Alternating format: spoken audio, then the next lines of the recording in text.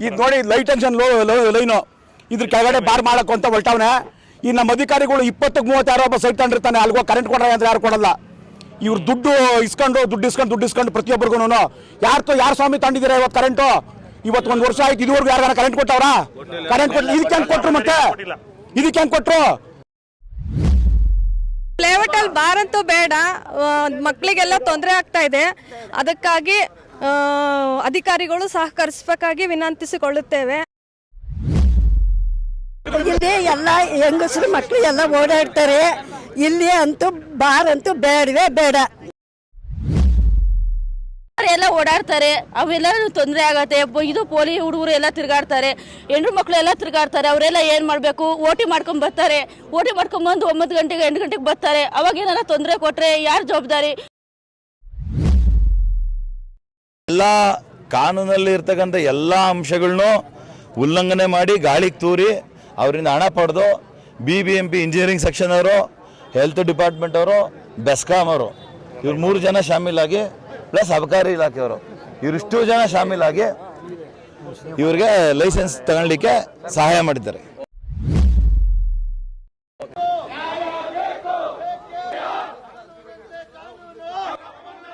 Bar open ಮಾಡದಂತೆ ನಾಗರಿಕರಿಂದ ಬೃಹತ್ ಪ್ರತಿಭಟನೆ.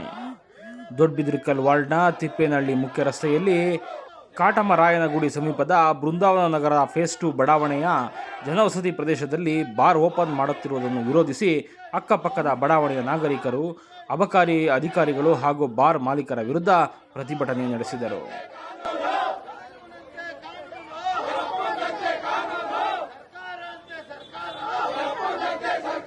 ಸರ್, ಈಗ ಈ ಅಧಿಕಾರಿಗಳ ಧೋರಣೆ ಹೇಗಿದೆ ಅಂದರೆ, ಅವ್ರು ದುಡ್ಡು ಕೊಟ್ಟರೆ ಸರ್ಕಾರದ ಜಾಗನೂ ಬರ್ಕೊಡ್ತಾರೆ. ಕಾನೂನನ್ನ ಏನು ಸರ್ಕಾರ ಕಾನೂನನ್ನ ಮಾಡಿರ್ತೈತೆ ಆ ಕಾನೂನನ್ನ ರಕ್ಷಣೆ ಮಾಡಬೇಕಾಗಿರೋದು, ಪಾಲನೆ ಮಾಡಬೇಕಾಗಿರೋದು ಅಧಿಕಾರಿಗಳ ಕರ್ತವ್ಯ. ಅವರಿರೋದೇ ಕಾನೂನನ್ನ ಉಲ್ಲಂಘನೆ ಮಾಡಿ ಬೇಕಾಬಿಟ್ಟು ಯಾರಿಗೇನು ಸಹಾಯ ಮಾಡ್ಬೋದು ಅಂತೇಳಿ ದುಡ್ಡು ಕೊಟ್ಟರೆ ಏನು ಬೇಕಾದ್ರೂ ಮಾಡೋವಂಥ ಪರಿಸ್ಥಿತಿ ಬಂದೈತೆ.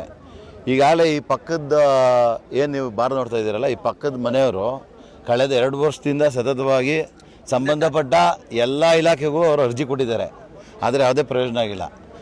ಈ ಅಕ್ಕಪಕ್ಕದ ಬಡಾವಣೆ ಈ ಗ್ರಾಮದ ನಿವಾಸಿಗಳೆಲ್ಲ ಸೇರಿ ಸಂಬಂಧಪಟ್ಟ BBMP ಅವ್ರಿಗೆ, ಅಬಕಾರಿ ಅವ್ರಿಗೆ, ಪ್ರತಿಯೊಬ್ಬರಿಗೂ ಅರ್ಜಿ ಕೊಟ್ಟು ಇಲ್ಲಿ ಕಾನೂನನ್ನ ಉಲ್ಲಂಘನೆ ಮಾಡಿ ಇದನ್ನು ಮಾಡ್ತಾಯಿದ್ದಾರೆ. ಯಾವುದೇ ಕಾರಣಕ್ಕೂ ಮಾಡಬಾರ್ದು ಅಂದರೆ ಅವರು ನಾವು ಏನು ಹೇಳ್ತೀವಿ ಅದನ್ನು ಕೇಳಿಸ್ಕೊಳಕ್ಕೆ ಅವ್ರು ರೆಡಿನೇ ಇಲ್ಲ. ನಾವು ನಿನ್ನೆ ದಿವಸ ಒಬ್ಬರು ಅಬಕಾರಿ ಉಪಾಯುಕ್ತರನ್ನ ಭೇಟಿ ಮಾಡಿದ್ವಿ.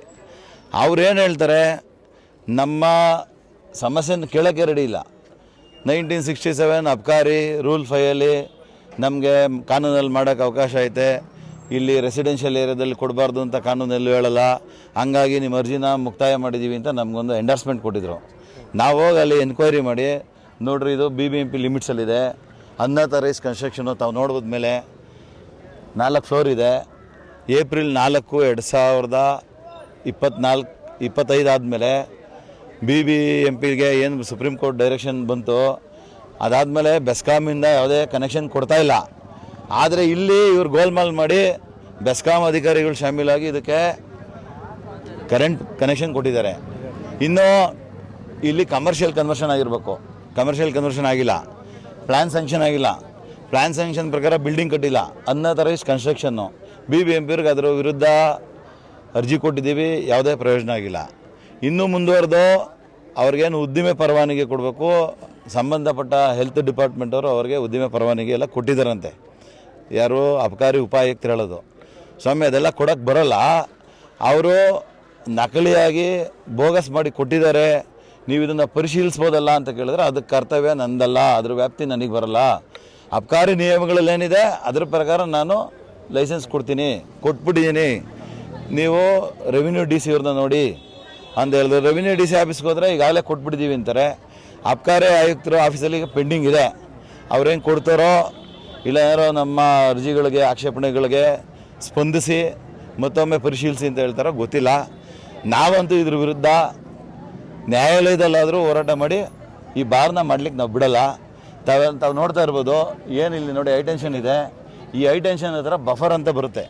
ಈ ಬಫರ್ ಝೋನ್ನ ವ್ಯಾಪ್ತಿಲಿ ಕನಿಷ್ಠ ಪಕ್ಷ 45 ಅಡಿ ಕನ್ಸ್ಟ್ರಕ್ಷನ್ ಮಾಡಂಗೆ ಇಲ್ಲ, ಕಟ್ಟಡ ಕಟ್ಟಂಗೆ ಇಲ್ಲ. ಇನ್ನು ಇಲ್ಲ ಒಂದು ಸ್ವಲ್ಪ ಜಾಗ ಬಿಡ್ರಿ. ಏನು ನಿಮಗೆ ಬಿಲ್ಡಿಂಗ್ ಕಾಣಿಸ್ತಾ ಇದೆ, ಆ ಬಿಲ್ಡಿಂಗಲ್ಲಿ ನಿಮ್ಗೆಲ್ಲರೂ ಪಾರ್ಕಿಂಗ್ ಕಾಣ್ತಾ ಇದ್ರೆ ಹುಡ್ಕೊಂಡು ಕೊಡಬೇಕು. ಆ ಅಧಿಕಾರಿ ಹೇಳ್ತಾರೆ ಆ ಬಿಲ್ಡಿಂಗಲ್ಲಿ 10 ಅಡಿಗೆ 23 ಅಡಿಗಳು ಪಾರ್ಕಿಂಗ್ ಕಾಣ್ತಾ ಇದೆ ಅಂತ ಹೇಳ್ತಾರೆ. ಒಂಚೂರು ಜಾಗ ಬಿಡ್ರಿ. ನಿಮ್ಗೇನಾದರೂ ಅಧಿಕಾರಿಗಳು ಬಂದು ನಮಗೆ ತೋರಿಸ್ಬೇಕು, ಅಥವಾ ಮಾಧ್ಯಮದವ್ರಿಗೆ ಏನಾದ್ರು ಕಂಡ್ರೆ ಮಾಧ್ಯಮದವ್ರು ವರದಿ ಮಾಡಬೇಕು ಅಂತ ಕೇಳ್ಕೊಂತೀವಿ. 10 ಅಡಿಗೆ 23 ಅಡಿ ಪಾರ್ಕಿಂಗ್ ಬಿಟ್ಟಿದಾರಂತೆ. ಇಲ್ಲಿ ಪಾರ್ಕಿಂಗ್ ಏನಾದ್ರು ಕಳೆದೋಗಿದ್ರೆ ಹುಡ್ಕೊಂಡು ಕೊಡಬೇಕು. ಮತ್ತು ಬಿಲ್ಡಿಂಗ್ ಮುಂದೆಗಡೆ ಪಾರ್ಕಿಂಗ್ ಇದೆ ಅಂತೇಳಿ ಸುಳ್ಳು ಮಾಹಿತಿ ಕೊಡ್ತಾರೆ. ನಾವು ಇದನ್ನು ಪ್ರಶ್ನೆ ಮಾಡಿದ್ರೆ ಅವರು ರೂಲ್ 7ನಲ್ಲಿ ಅಬಕಾರಿ ನಿಯಮಗಳಲ್ಲಿ ಕೊಡೋಕೆ ಅವಕಾಶ ಇದೆ, ಕೊಡ್ತೀವಿ ಅಂತ ಹೇಳ್ತಾರೆ. ಅಂತಿಮವಾಗಿ ನಾವಂತೂ ಇದನ್ನು ಮಾಡೋಕ್ಕೆ ಬಿಡೋದ, ನ್ಯಾಯಾಲಯದಲ್ಲಾದರೂ ಹೋರಾಟ ಮಾಡಿ ಇದನ್ನು ನಿಲ್ಲಿಸ್ತೀವಿ. CL7 ಮಾಡ್ತಾಯಿದ್ದಾರೆ. ಎಲ್ಲ ಕಾನೂನಲ್ಲಿ ಇರ್ತಕ್ಕಂಥ ಎಲ್ಲ ಅಂಶಗಳನ್ನೂ ಉಲ್ಲಂಘನೆ ಮಾಡಿ ಗಾಳಿಗೆ ತೂರಿ ಅವರಿಂದ ಹಣ ಪಡೆದು BBMP ಇಂಜಿನಿಯರಿಂಗ್ ಸೆಕ್ಷನ್ ಅವರು, ಹೆಲ್ತ್ ಡಿಪಾರ್ಟ್ಮೆಂಟ್ ಅವರು, ಬೆಸ್ಕಾಂ ಅವರು, ಇವ್ರು 3 ಜನ ಶಾಮೀಲಾಗಿ ಪ್ಲಸ್ ಅಬಕಾರಿ ಇಲಾಖೆಯವರು, ಇವರಿಷ್ಟು ಜನ ಶಾಮೀಲಾಗಿ ಇವ್ರಿಗೆ ಲೈಸೆನ್ಸ್ ತಗೊಳ್ಳಿಕ್ಕೆ ಸಹಾಯ ಮಾಡಿದ್ದಾರೆ. ಮೊದಲನೇದಾಗಿ ಏನಪ್ಪ ಅಂತಂದ್ರೆ ಇಲ್ಲಿ ಬಾರ್ ಕೇಳ್ಕೊಂಡಿದ್ದವ್ರು ಯಾರು? ಮೊದಲನೇ ಪ್ರಶ್ನೆ. ಅವ್ರು ಹಣ ಮಾಡಲಿಕ್ಕೆ ಮತ್ತೆ ಮತ್ತೊಂದು ಮಾಡಲಿಕ್ಕೆ ಮಗದೊಂದು ಮಾಡಲಿಕ್ಕೆ ಅವರೇನು ಬಾರ್ ಸಹಜವಾಗಿ ಮಾಡ್ಕೊತಾರಿಲ್ಲ ಅಂತಲ್ಲ. ಈ ಕಡೆಗೆ ಹೋದರೆ ಒಂದು 25,000 ಮನೆಗಳವೆ. 25,000 ಮನೆ, ಎಲ್ಲ ಅಫಿಷಿಯಲ್ಸ್ ಮನೆಗಳು.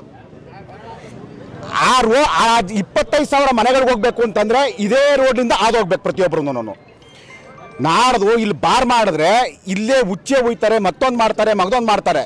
ಹೆಣ್ಮಕ್ಳುಗಳು, ಸ್ತ್ರೀಯರು ಭಾಳ ಹೆಚ್ಚಿಗೆ ಜನ ಓಡಾಡ್ತಕ್ಕಂಥ ಪ್ರದೇಶ ಇದು. ದಯಮಾಡಿ ಹೇಳ್ತೀನಿ, ಇದಕ್ಕೆ ಸಂಬಂಧಪಟ್ಟ ಅಧಿಕಾರಿಗಳು ಯಾರೇ ಆಗಿರ್ಬೋದು, ದಯಮಾಡಿ ಅವ್ರ ಕೈ ಮುಗಿದು ಕಾಲು ಬುದ್ದು ಬೇಳ್ಕೊಡ್ತೀನಿ. ದಯಮಾಡಿ ಈ ಭಾಗದಲ್ಲಂತೂ ಯಾವುದೇ ಕಾರಣಕ್ಕೂ ಅವ್ರು ಬಾರ್ ಮಾಡೋದು ಬೇಡ.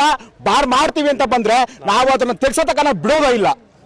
ಇದೆಲ್ಲ ಉಗ್ರ ಹೋರಾಟ ನಡೆಸ್ತೀವಿ ನಾವು. ಅಷ್ಟು ಸುಲಭವಾಗಿ ಮಾಡಲ್ಲ ನಾವು, ಭಾಳಷ್ಟು ದೊಡ್ಡ ಉಗ್ರವಾಗಿ ಮಾಡ್ತೀವಿ. ದಯಮಾಡಿ ಇದನ್ನ ಯಾರು ಖಂಡಿತವಾಗ್ಲೂ ಯಾರು ನೀವು ಇದಕ್ಕೆ ಹೊಣೆ ಆಗಿ ನೀವು ಇದು ಬಾರ್ನ ಮಾಡ್ಕೊಂಡು ಲೈಸೆನ್ಸ್ ಕೊಟ್ಟಿದ್ದೀರಾ, ದಯಮಾಡಿ ಅದನ್ನ ಹೇಳ್ತಾ ಇದ್ದೀನಿ. ದಯಮಾಡಿ ಈ ಕೂಡಲೇ ಈ ಕ್ಷಣಕ್ಕೇನೆ ದಯಮಾಡಿ ಅದನ್ನ ರದ್ದುಗೊಳಿಸಿ ಇದನ್ನೇನಾದ್ರೂ ಬೇರೆ ಥರ ವ್ಯವಸ್ಥೆ ಮಾಡ್ಕೊಳ್ಳಿ. ದಯಮಾಡಿ ನಾವು ಏನೇ ಆದ್ರೂ ಪರವಾಗಿಲ್ಲ, ಇದನ್ನ ಉಗ್ರ ಹೋರಾಟ ಮಾಡ್ತೀವಿ. ಇಲ್ಲೊಂದು ಕಾಟಮರಾಯನ ದೇವಸ್ಥಾನ ಇದೆ, ಕಮ್ಮಿ ಅಂದರೆ ಒಂದು 75 ನಮ್ಮ ತಾಕ್ದೀರ್ ನಮ್ಗೆ ಇರ್ತಕ್ಕಂಥದ್ದು ಅಂತ ಕಾಟಮರಾಯನ ದೇವಸ್ಥಾನ ಇದೆ ಇಲ್ಲಿ.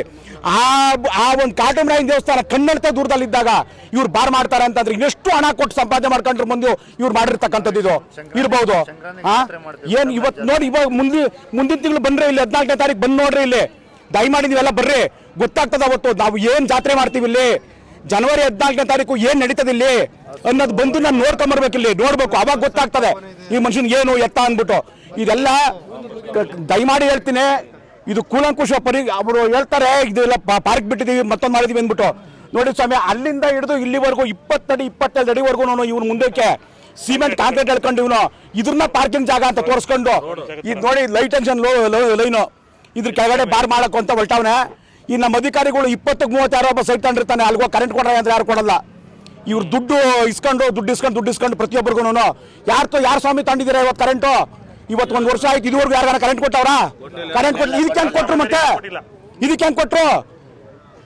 ಇದು ಅಬಕಾರಿ ಅಧಿಕಾರಿಗಳಾಗಿರ್ಬೋದು, ಬೆಸ್ಕಾಂ ಅಧಿಕಾರಿಗಳಾಗಿರ್ಬೋದು, ಅವ್ರದೆಲ್ಲ ದುಡ್ಡು ಕೊಟ್ಬಿಟ್ಟು ತಾನೇ ಇದ್ರ ಮಾಡ್ಕೊಂಡ್ ಬಂದಿರ್ತಕ್ಕಂಥದ್ದು. ಇದು ನೇರವಾಗಿ ಕೇಳ್ತೀನಿ ನಾನು, ಎಷ್ಟು ದುಡ್ಡು ಇಸ್ಕೊಂಡಿದ್ದೀರಾ ನೀವು? ಎಷ್ಟು ದುಡ್ಡು ಇಸ್ಕೊಂಡಿದ್ದೀರಾ? ನಿಮ್ಮ ವಂಶಗ ನಿಮ್ಗೆ ಎಂಥ ಭಾಷೆ ಒಳಗೆ ಬೈಬೇಕು? ಯಾಕೆ ಸ್ವಾಮಿ ನಮ್ಗೆ ಇಂಥ ದ್ರೋಹ ಮಾಡ್ತೀರಾ? ಯಾರು ಕೇಳ್ಕೊಂಡಿದ್ರಿ ಇಲ್ಲಿ ನಮ್ಗೆ ಬಾರ್ಬೇಕು ಅಂತ? ಯಾರು ಸ್ವಾಮಿ ಕೇಳ್ಕೊಂಡಿದ್ರು? ದಯಮಾಡಿ ನಿಮ್ಮ ಮಾಧ್ಯಮದವ್ರು ದಯಮಾಡಿ ನಾನು ಕೈ ಮುಗಿ ಕೇಳ್ಕೊತೀನಿ, ನಿಮ್ಮ ಕಾಲಿಗೆ ಬಿಟ್ಟು ಕೇಳ್ಬಿಡ್ತೀನಿ. ಅವ್ರಿಗೆ ನಮ್ಮ ನೆಮ್ಮದಿ ಹಾಳು ಮಾಡಕ್ಕೆ ಬರ್ಬೇಡ್ರಿ ಅಂತ ಹೇಳ್ಬಿಡ್ರಿ.